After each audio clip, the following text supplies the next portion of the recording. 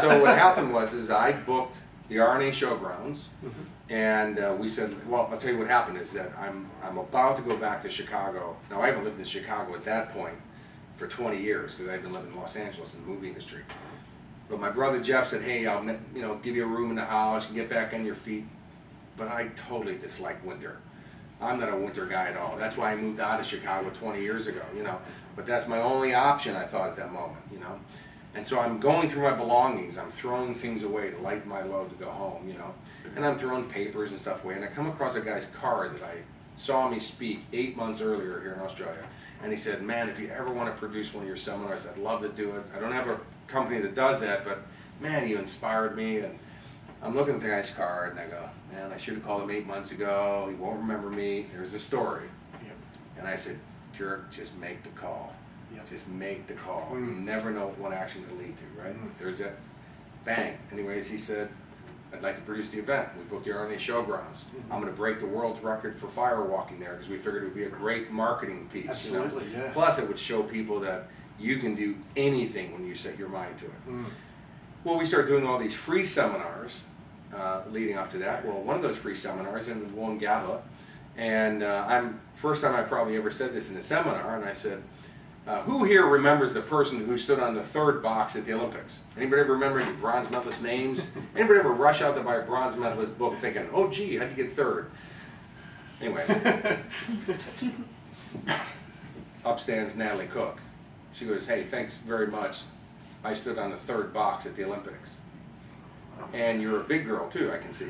And I said, I apologize, I wasn't picking on you, I didn't know who you are, I apologize. She said, no, the reason I'm upset is everything you said today was true. She said, I don't have any money to pay you. Will you work for me for 2.5 years and take me to gold in Sydney? I took that. We made gold, we went to gold medals. I got all this publicity that happened. Broke the world's record for firewalking at that seminar. Went to here to do this. All this stuff happened from that one phone call. See, this interview today is a ripple effect. So it's never about the goal. It's always about the growth. But you have to have the goal to get you in motion to create the ripple effect. That's what the goals are for. Yeah. And if you don't get the goal, who cares? Look at all the other stuff you got. And then if you still want the goal that bad, okay, first, I never say have a deadline. Have a due date. The reason it's called deadline is because people stress themselves out and they die because they didn't get there. It's a due date. You go for it. If you don't get it, reset the date, go for it some more. But see, deadline, that's why people feel like they fail because they didn't make it and they die on the line and they quit. It's just a due date. The reason you have a due date is without a finish line, you don't know where to complete it. And if you give somebody 5 years, they'll go, oh, I'll get to it. But man, you give them 6 months, 3 months, they're in motion because they know they have to start taking immediate action. I love that you just subtly change the language, and our conscious minds at least, they think in language. That subtle change in one word changes the meaning. And I once heard a speaker say, and because I've listened to so many, and again, I haven't had a unique and an individual idea of my own ever. Everything I've learned, that's right, but I heard a speaker say once that the word goal in and of itself, maybe that implies to miss it is okay. And look, I understand, goal, target, it implies, to miss it is okay. He just changed the one word from goal, when you really want it, to the word promise. And I thought, that's subtle but powerful. I like that. And you did the same thing with the word deadline to due date. Well, my acronym for goal is give others abundance and love. Because as you sow, so shall you reap. That's what you're going to get back, the law of circulation. So that's what a goal is. That's why my goals are always not just about me. They're bigger than that, because when you have a giant purpose, the how to get it shows up. When you have a big why, I mean, ever since being married to Johanna, I'm way more successful because I want her to have all of her dreams fulfilled. So it's not just about me anymore. And by the way, that's what Napoleon Hill was writing about in the chapter 11. Sexual transmutation didn't mean give up the sex and then use that energy.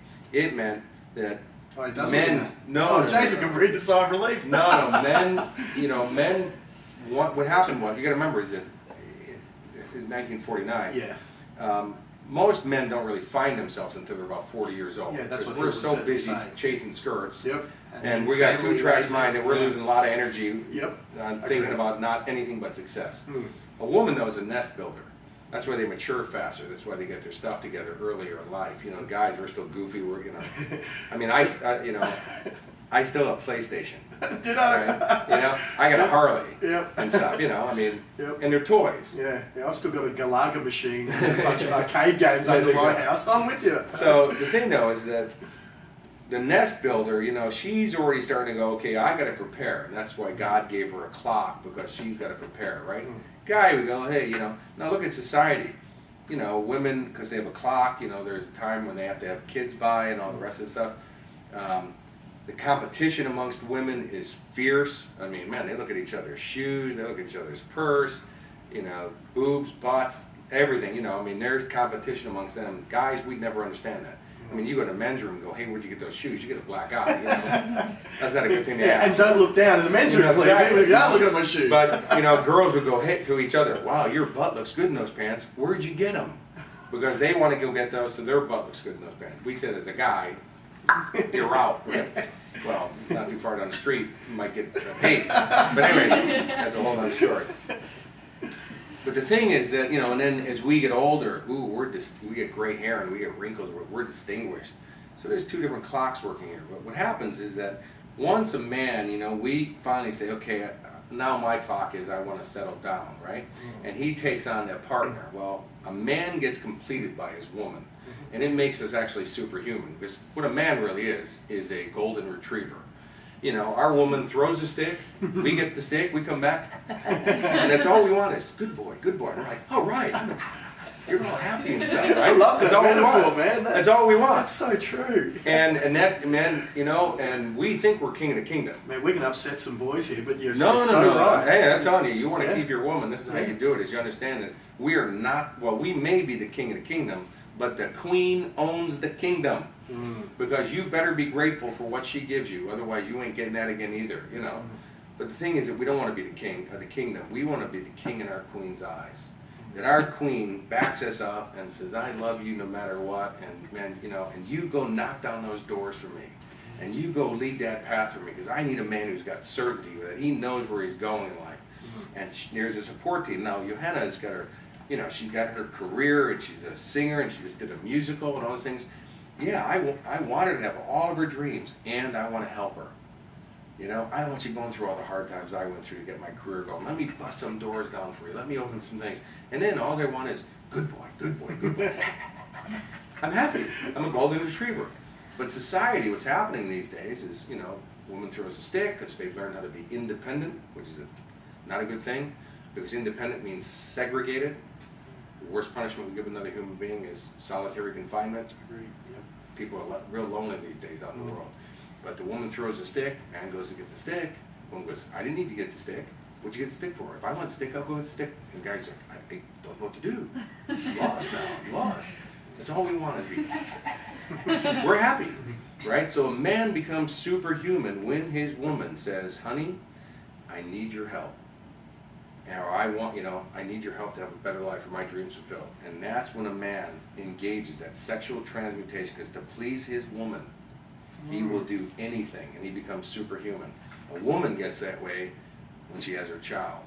See, that's why when a woman has a child, the husband goes, what about me? I used to be here. Nobody notices me anymore. I'm gone. I'm in the lazy boy chair. Big chair, you know where to find me, you know. But the thing is that, again, is look at what a woman will do to protect or provide for her child. She'll fight off attackers, she'll kill a grizzly bear, she'll lift a car off a child, you know, it's superhuman strength.